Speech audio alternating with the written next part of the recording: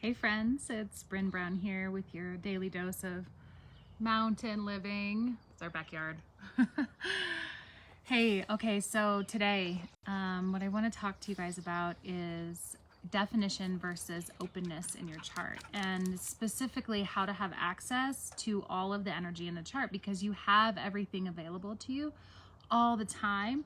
It's just about understanding what you have defined and what you have open, and then how can you find ways to access the things in your chart that are actually open, even though you have them open. Okay, so let's explain. So let's start with the definition of defined versus undefined versus open, actually. So if you're looking at your human design chart, there are going to be 9 centers, and those are the little shapes, and some are going to be colored in, maybe red or green or brown or yellow, depending on where you got your chart from. And some things are going to not be colored in. They're going to just be white. So those that are colored in are defined, and those that are white are undefined. Okay, so the same goes not just for the centers, but for all the little numbers in each of those centers. Okay, so all the little numbers you'll see are either colored in with a little circle, so they're darkened behind them, or they are not. So if they have a darkened circle, then they have either a red or black. And again, depending on your chart, it's going to be a different color. So there may be some color coming off of that. That's how you know it's a defined gate. Okay, so we have 9 centers, and then you have all of the gates that are actually represented by different numbers inside each of the centers. And so they will either be defined or undefined. And then we're looking at any of those centers that are white, undefined, and they don't have anything defined in them. That's what we would call open. But oftentimes you'll hear open and undefined used interchangeably. I definitely do that. So what I might just say defined versus open. Okay, so I was having a little side conversation with someone who I had made a comment about having a certain channel defined, and they said, oh gosh, I don't have that channel, and that's why I'm terrible at doing that thing. So what I wanted to really impart to you all today is that you have access to all the charts, all of the energy of the chart, and the things that are defined are going to be themes that you experience in your life. So maybe they're karmic themes, things that you have to overcome. Maybe they're things that are a theme that it's your superpower. Maybe it's a theme that you consistently, of a challenge that you consistently have to overcome, or a lesson that you need to learn. It's just a consistent theme, because when you have something defined, that means that you have consistent access to it, to that energy. So you're constantly emitting energy, an endless supply of energy with that certain flair or flavor of that gate or of that center. You're constantly emitting that into the quantum field around you, so that if someone comes into your field, they are consistently feeling that energy of what you have defined, your definition. Okay, and that's what makes you so unique in your energetic imprint, is that we're feeling all of that coming from you. Everything is defined.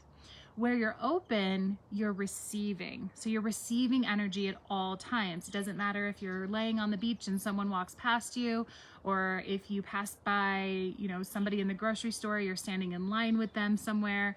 If if a car passes you, like when you're hanging out with people, if you're in a public space, you're receiving in those open centers and open gates at all times. So you're not just receiving, though. You're actually receiving, amplifying, and reflecting back out. So I think of it kind of like they're like mirrors. Anything that's open or undefined is like a mirror. And I kind of think of that like when the sun shines on a mirror and you can concentrate that sunlight into a laser beam. That's how I think of it. So it's concentrating, sort of amplifying it, and sending it back out into the energetic field. So you can imagine how, for example, if you have an undefined emotional center, if you're looking at the chart, the emotional center is going to be the triangle on the right when you're facing the chart.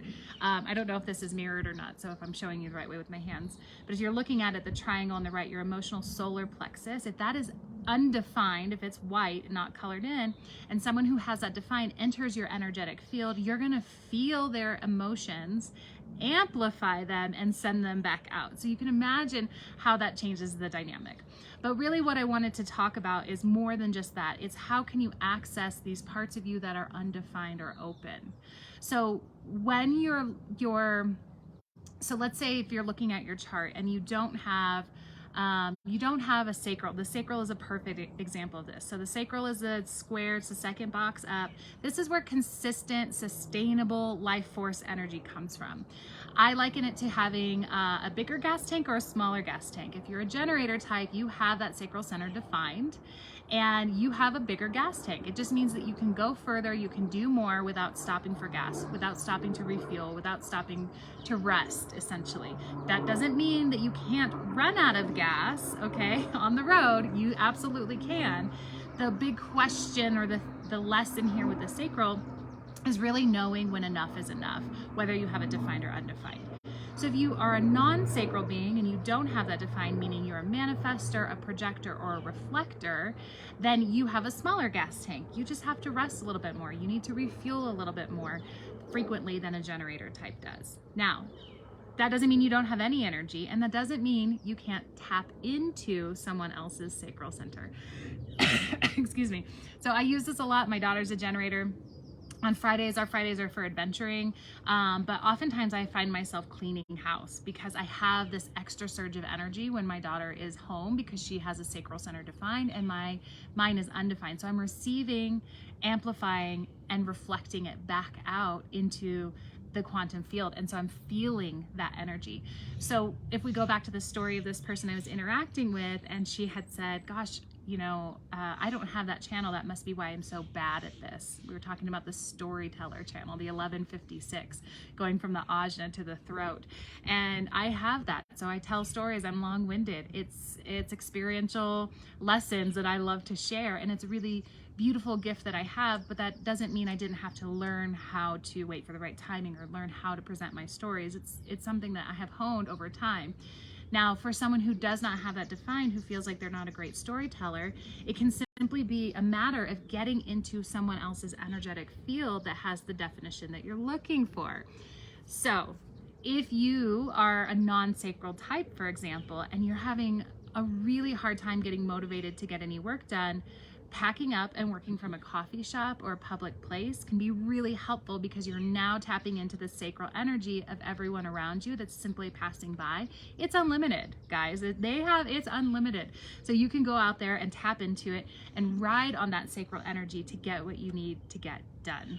Okay, so it's really advantageous to begin to understand, depending on, there's a lot in your chart that's going to influence this, right? But depending on, for me as a projector and as an introvert, I love to be at home, and I know that I can procrastinate because I like to be at home and it's easier to relax, or it's easier to lean into, oh, I'm a projector, I'll get to it in my time, or I need to rest. But sometimes we have deadlines and that's not going to fly. So I will actually pack up and go work from a cafe or a coffee shop or something. I did that last week, you guys, and it actually kind of didn't feel very productive, but guess what? The next day, holy cow, I was still riding on all that energy, and I was so productive the next day. So it does work. So I just wanted to share that so that you understand the dynamics. We're human beings. We're meant to be in relationship with others. And when we're in other people's energetic field, we can start to pick up on their specific definition. And if you're open, you can leverage that to your advantage. I hope this was helpful and this makes sense. If you have any questions, just drop them in the chat or in the comments, and I'll get them answered for you. Let me know that you were here, that you caught this, that this was useful, that you liked it, any ahas that came up for you. And I'll continue to share more every week. This is my passion, you guys. I love this human design stuff. It's so helpful. It's so beneficial. And it's been such a game changer in my life, personally and professionally, to help me grow my business.